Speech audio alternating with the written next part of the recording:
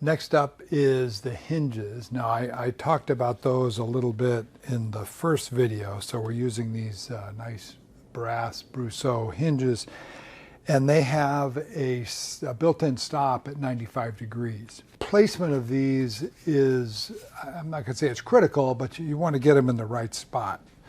So on this box, this is the one I showed in the first video, I put the hinges a little bit too far inboard. They work just fine, but the problem is, and I think this is showing up, in order to clear, you can see, I had to make these little cutouts above and below the hinge in order for the box to clear the hinge. On this one, I put the hinges in the correct spot, so I didn't have to make that cutout. The downside to that is they stick out a little further than they do on the other one. But I think just not having to futz around with making those cutouts, yeah, you can decide for yourself. But I'm going to put the ones on this newer box like this one. So what that means is the depth of the hinge, or how far it's inserted into, I guess that'd be the width of the mortise. It needs to match, this dimension on the hinge, so that the pivot part is fully free of the box. So I've got a jig that I use to route these out. So this mounts up against the side of the box here, like that, and this stop or reference is set relative to this back edge, such that we get that dimension. Of course, this width matches the width of the hinge, and I just need to position this on here in order to route out for the mortise. So what I'll do is I'm going to put a couple of marks on here to locate this, and I'll route out these, and then I'm going to hold the top up to it and mark the top relative to where the other mortises are, and then I'll route those also. So this jig, because I've used this before, I know how deep I need to make the mortise, and now I'm talking about depth going this way. It needs to match the thickness of the hinge leaf. So I've got this set. I routed this the last time I used this, which I think was on this box. So if I set the bit depth from here to here to that dimension, I should be in good shape. And I'll make a test cut on something just to make sure.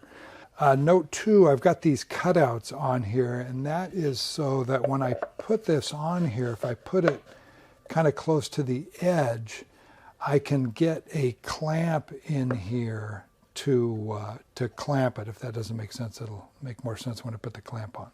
Okay, so I've got the bit there in the router and on my jig, and I'm just going to lower that down till that just barely touches. Okay, that looks good. All right, we'll go ahead and try that. Okay, I've got this just clamped in a vise here up against a piece of poplar. We'll go ahead and route this out and see how it looks.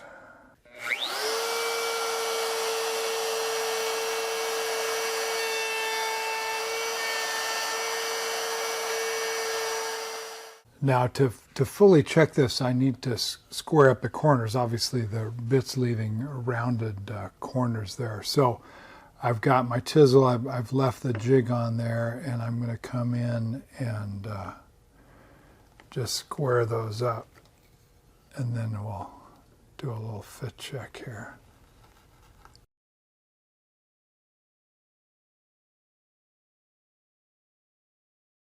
Turn that around, might be easier to see.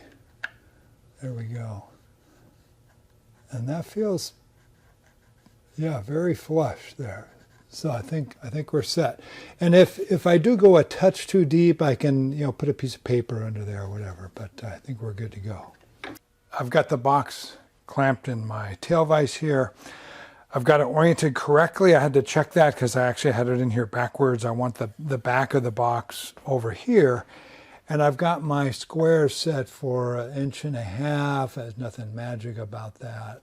But I'm just going to put a line there and an X. Now I put the X where I want to cut. So I know some people do that the opposite way. So now I can use that mark.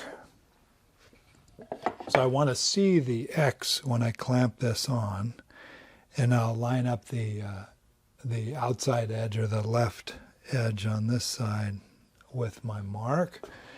And then, oops, okay, just bump that, put that in. So now you can see why I've got that cut out there for the clamp.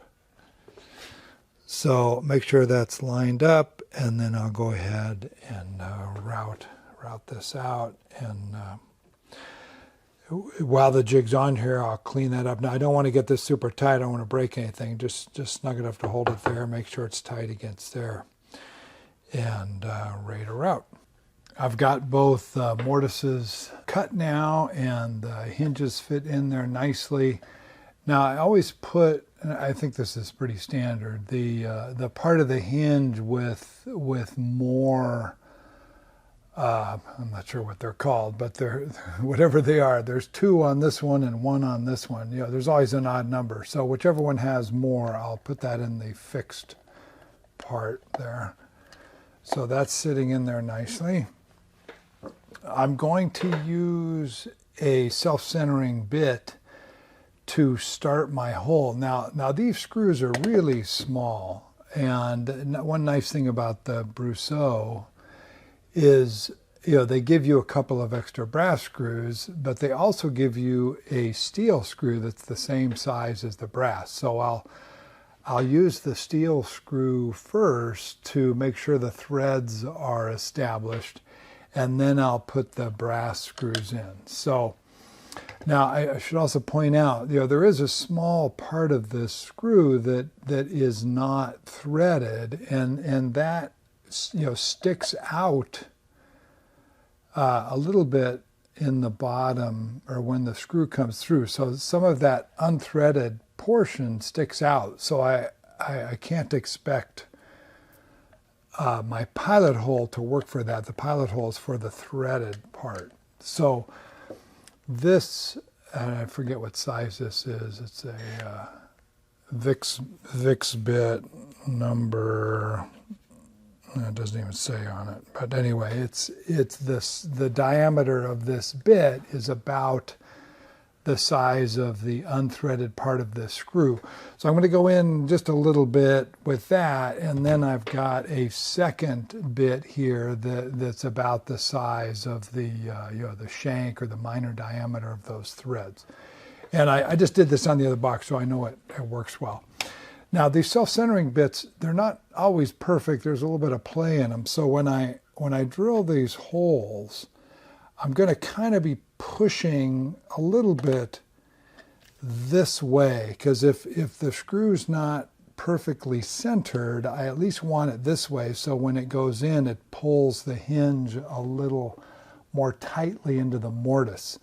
If the hole ended up being slightly off center, you know, outboard, when I put the screw in, it would actually move the hinge that direction. So I'm just going to put, you know, a little bit of pressure this way, and I'm assuming I'm pretty vertical. You probably see on that camera better. I can't really see, but I can certainly tell this way. So I'm just going to go in just maybe 1/8 at the most.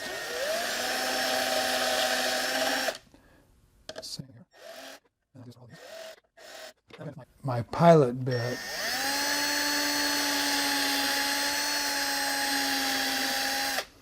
You know, these tiny bits, I think it's only a 1/16. They tend to get plugged up pretty quickly, so you really want to clear the chips out of them. Now, I'm not too concerned about the depth on this one. When I do the top, obviously I don't want to go through that, so I'll use a depth stop on those. I'm not too concerned about it on these. So now I will use the steel screw. Now you really want your driver tip to fit the screw nicely, especially on these brass screws. So this #1 Phillips works really well in this. I had another #1 that was a little bit wobbly in there. So this one fits nicely without any play. So I'm going to use it. And I'm not going to use a drill driver to put these in. You really need to have a feel for what's going on with these small screws. That feels that's a little tight to me. I really want to be careful with these. So I'm going to grab a little bit of beeswax and put that on there. That should help a little bit. It's not so much with the steel screws, but with the brass screws, it's real easy to break these. So I'm going to unscrew it till I feel like it, there it goes, drops into those threads. So I'll go ahead and kind of tap all these holes, and then I'll put the brass screws in. There, click. All right, so next I'll do the top. Now the top, and I put some tape on here so I know which side's which. The top, I want to put this on here, align it, then I'm going to make a knife line along the edge there to mark where the hinge goes. I want to align the lid with the outside edge here.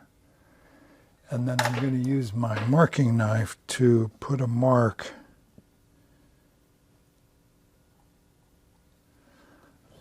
on the outside edge of the hinge. Okay, this one I had to clamp a little differently. I couldn't clamp it like the other one, but I've got it aligned to my mark, and routing it and chiseling will be the same. So there we go.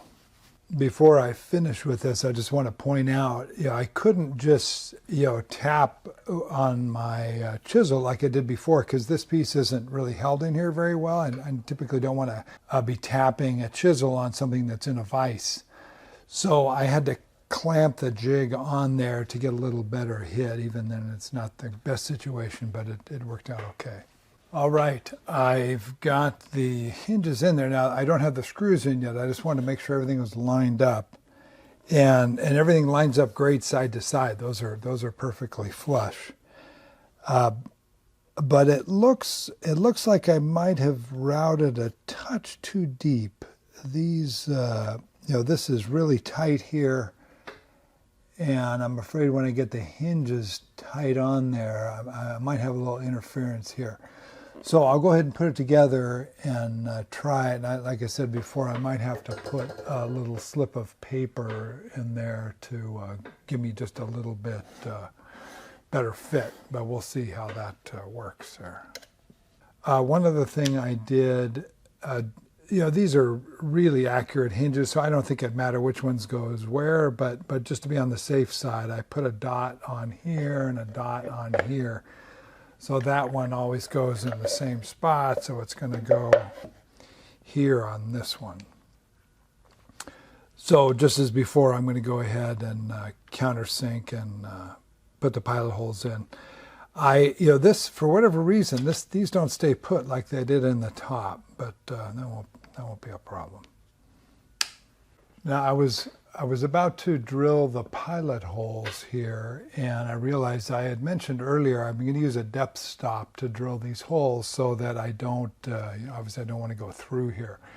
So this is my depth stop. It's just a wedge, and I'll drill a hole on the drill press through through this so I know it's perpendicular, and I can pick along here how roughly how thick I need, and then I'll fine tune it by bringing the bit in and out of the chuck. So that's long enough to drill for one of the screws, but not so long that it's going to go through here.